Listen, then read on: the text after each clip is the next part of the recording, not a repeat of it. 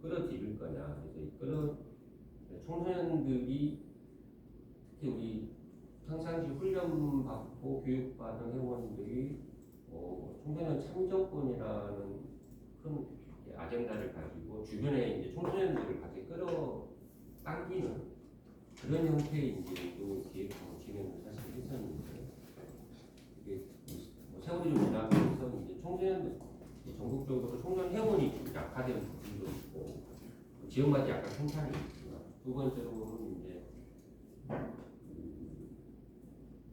참여하는 지역들의 참여 방식이랄까 이런 것들 많이 좀 약화되는 부분이 있어서 사실은 그 차이점을 보시면 그 가장 큰 게 이제 그 온라인 사전 선거인단 운동으로 보면 이렇게 갑니다. 그러니까 저희가 그 가장 가까웠던 총선 때 아니 가장 가까웠던 게 그 이재명 이재명하고 윤석열하고 이렇게 붙었을 때 모의투표는 그때가 8,000명이 안 됐어요.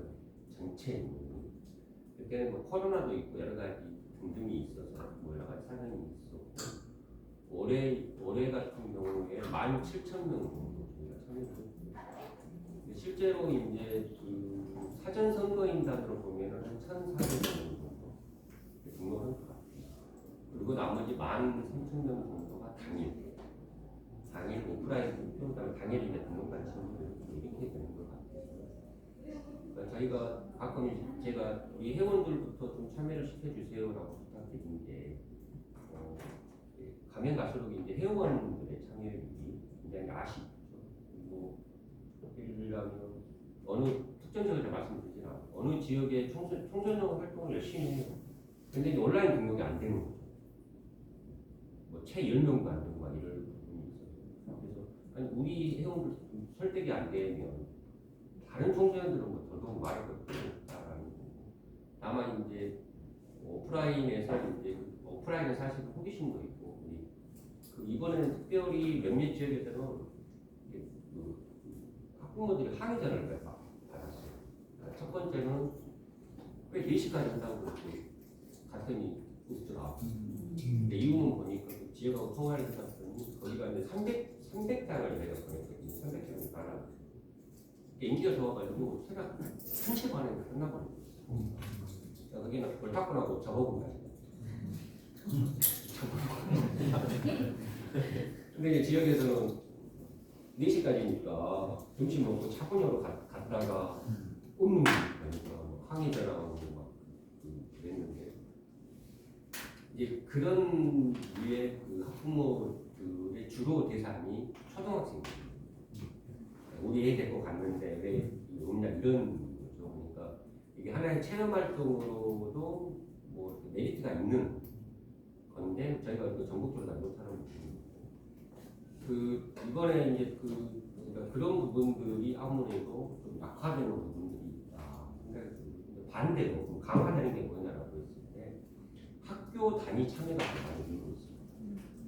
그러니까 초반에 그 학교 단위 참여가 그게 이제 대표적으로 문제를 제기했던 게 제가 서울시 교육감, 조희영 교육감하고 서울시 초과 고등학교 전체를 대상으로 모의투표를 진행하자 해서 그 추진단에 들어가가지고 쭉 준비를 했었는데 그때 이제 그 서울시 교육청에서 선관위로 공문을 보냈어요. 이걸 해도 되냐 했는데 저는 공문을 보내지 말자고 그냥 하자. 왜 문제가 되냐 했는데 교육청이라는 그 기관, 공적 기관이니까 공적 기관으로 보냈는데 여러 가지가 있는데 핵심은 이거예요. 어떤 거냐면 그러니까 학교에서 모의투표 하는 건 문제가 안 돼. 이게 법적으로는 전혀 문제가 안 되는데 다만 교육청의 주도하에 교육청이 공문을 보내서 A학교, B학교, C학교 이 할 수 있고 하세요라고 이게 불법이라는 거죠. 아니 불법의 소지가 있다. 불법이 아니라 소지가 있다는 거고 반면에 우리 같은 그 YMCA 시민단체가 우리들의 주도로 들어가가지고 우리가 하면 그건 전혀 문제가 없다. 뭐 이런 취지였는데 사실은 그게 우리의 해석으로는 전혀 문제 없네라는 해석이고 학교 선생님들 입장에서 보면 이게 문제 있네 이거잖아요. 학생들이야 자기 신분에 이제 그 위협을 당할 수 있으니까 그게 초반의 분위기였는데 이제 해가 거듭될수록 이제 그 부분이 많이 약화된 것 같아요. 그래서 상당히 많은 학교들이 이번에도 꽤 많은 학교들이 참여를 해주셔서 학교는 계속 늘어나고 있고 이제 청소년 회원들의 개별적인 참여는 많이 좀 줄어들고 있고 조금 이따가 전체적으로 각 지역별로 이야기 들어볼 텐데 제가 그 총평으로 좀 말씀드리고 있습니다. 그런 부분이 있습니다. 그리고 최근에는 이제 선관위에서 그 적극적으로 도와주는 지역이 나와요. 우리가 도와줄게, 직접 해줄게. 근데 아직도 이제 이번에는 딱 한 지역, 광양에서 오프라인 투표 한날 저한테 전화가 왔어요.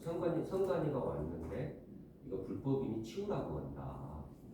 그래서 선관위 직원을 바꿔달라고 했는데 광양은 그것도 마찬가지예요. 선관위 직원이 막 왔을 때가 본인들이 준비한 투표 용지를 다 소진했대요.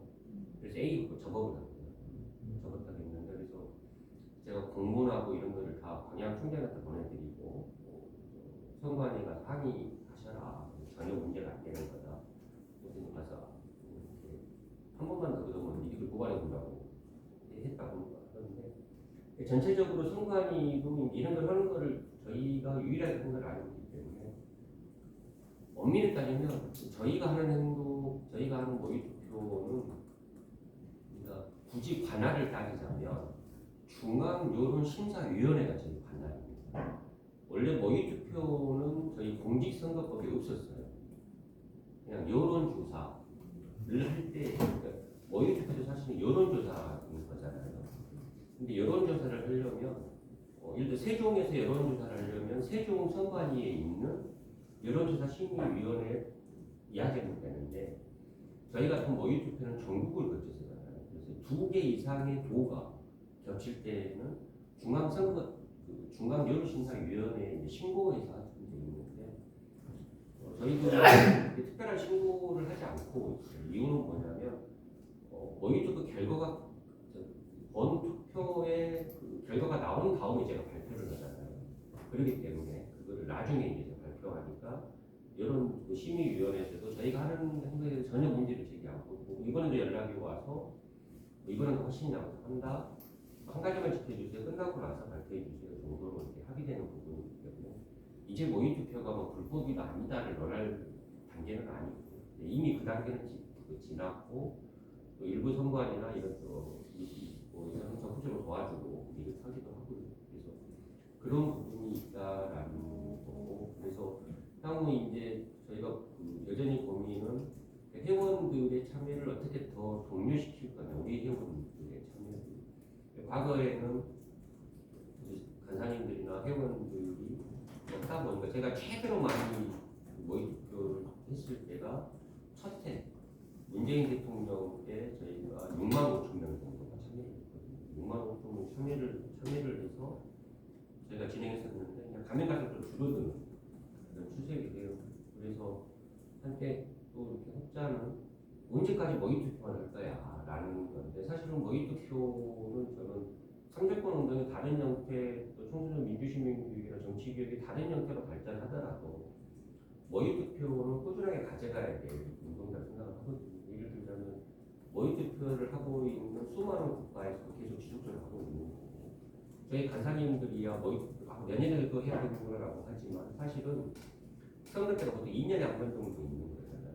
그래서 청소년들 입장에서 보면 특히 고등학교 때 한 번 할까 말까 선거에 고3 때는 주로 잘 안 하게 되니까 살면서 한 번 정도 경험할까 말까 정도의 경험이다라는 부분이 있어서 그렇게 하고 있는 거고요. 저희가 그 온라인 투표를 제가 좀 장려드린 이유는 온라인 투표가 끝나고 나면 온라인 투표는 데이터가 남잖아요.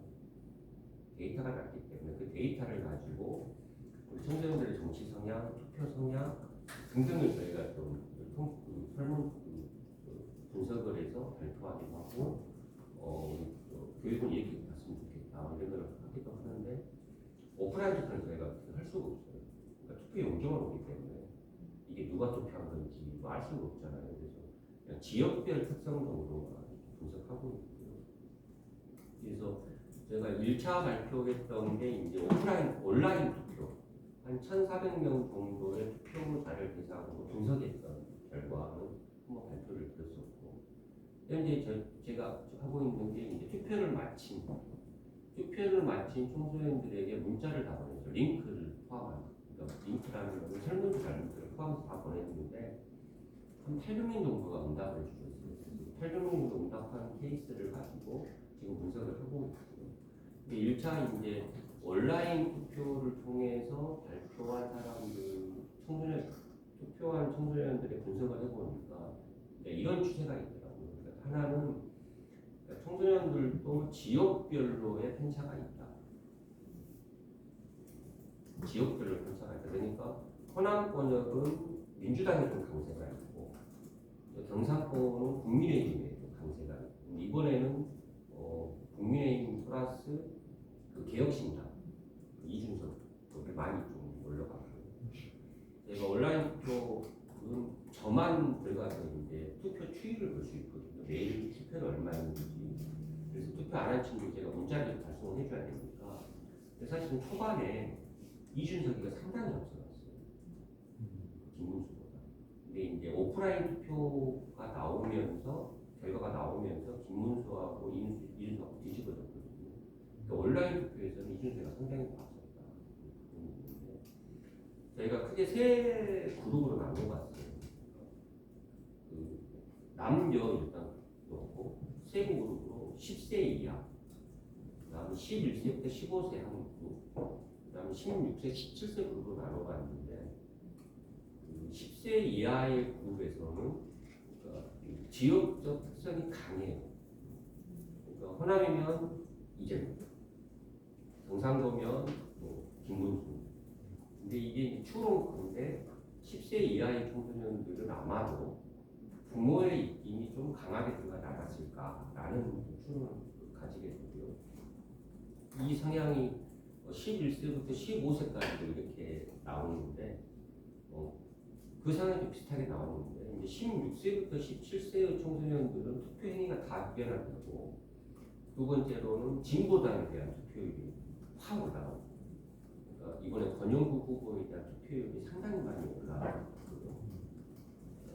그래서 권영국 후보의 투표율이 상당히 많이 가져가게 되고, 두 번째로는 남성 청소년과 여성 청소년의 차이를 보면 남성 청소년이 이준석의 찍은 표가 한 4% 정도 높습니다. 4% 정도 높게 이준석을 지지하고 있고, 여성 청소년들의 좀 낮고, 이재명 후보를 지지하는 걸로 보면, 투표 결과를 보면 여성 청소년이 상당히 높게 나오고, 그래서 이게 대체적으로 일반 기성 세대의 투표율과 거의 유사한데, 차이점이 있다면 이제 진보 정당에 대한 투표율이 일반 기성보다 상당히 높다. 뭐 이런 정도의 추세가 나오는 부분도 있다라는 거고요. 결론적으로 이제 그런 형태로 되는 거고요. 하나는 이번에 저희가 17대 시도가 다 참여를 했고, 시군구로 따지면은 185개 시군구니까요. 이게 우리나라 시군구가 200몇 개 될 거예요. 거의 80% 정도, 7, 80% 정도의 시군구가 다 참여를 했던 부분이고, 이제 Y적 운동의 측면으로 보면 저희가 대도시 YMCA의 모의투표 참여가 많이 약화됐다라는 추세가 있습니다. 예를 들면 여기 있는 대전, 대구, 인천, 서울 전혀 참여를 안